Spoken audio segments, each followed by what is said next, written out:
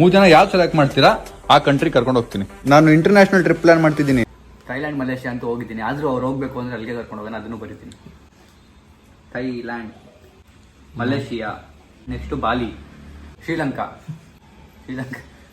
USA ಅಂತ guys, ಇವ್ನು ನೋಡಿ, ವಿಯೆಟ್ನಾಂ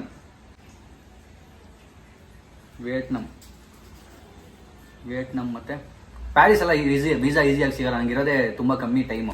ಅದಕ್ಕೆ ನನಗೆ ವೀಸಾ ಫ್ರೀ ಕಂಟ್ರೀಸ್ ಮತ್ತೆ ಬೇಗ ವೀಸಾ ಸಿಗುವಂಥದ್ದು, ಆನ್ ಸ್ಪಾಟ್ ವೀಸಾ ಸಿಗುವಂಥ ಕಂಟ್ರಿ ನೋಡ್ತಾ ಇದ್ದೀನಿ. ಇಲ್ಲಿ ಓಪನ್ ಮಾಡ್ಕೊಂಡು ಕೂತಿದ್ದೀನಿ. ಫ್ರೀ ಕಂಟ್ರೀಸ್ ಯಾವ್ದಿದೆ ಇಂಡಿಯಾಗೆ ವೀಸಾ ಫ್ರೀ ಅಂತ. ಇನ್ನೆಲ್ಲ ಹೋಗ್ಬೋದು, ನೇಪಾಳ ಎಲ್ಲ ಬೇಡ ಬಿಡಿ. ಫೂಜಿಗೆ ಹೋಗ್ಬೋದು, ಫಿಜಿ. ಅಂಗೋಲಾ ಬೇಡ, ಭೂತಾನ್ ಹೋಗೋಣ.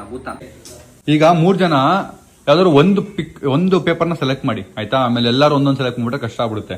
3 ಜನ ಯಾವ್ದು ಸೆಲೆಕ್ಟ್ ಮಾಡ್ತೀರಾ ಆ ಕಂಟ್ರಿ ಕರ್ಕೊಂಡು ಹೋಗ್ತೀನಿ. ಓಕೆನಾ? ಇರ್ರಿ ಹಿಂದೆ ಹೋಗ್ರಿ. 3 ಜನ ಸೆಲೆಕ್ಟ್ ಮಾಡ್ಕೊಡಿ, ಯಾವ್ದು ಬೇಕನ್ಸುತ್ತೆ ನಿಮ್ಗೆ.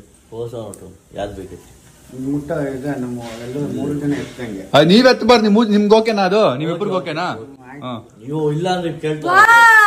ಏನು ಏನಿದೆ ಬಾಲಿನಾ? ಓ ಶೇಟ್ ಗೈಸ್, ಸರಿ ಸೂಪರ್ ಪ್ಲೇಸ್. ಓ ಗೈಸ್, ನಾನು ಬರ್ದಿದ್ರಲ್ಲಿ ಇದೇ ಎಕ್ಸ್ಪೆನ್ಸಿವ್ ನನ್ನ ಪ್ರಕಾರ. ಸರಿ, ಎನಿವೇಸ್ ಈಗ ನೀವ್ ಬರ್ತೀರಾ?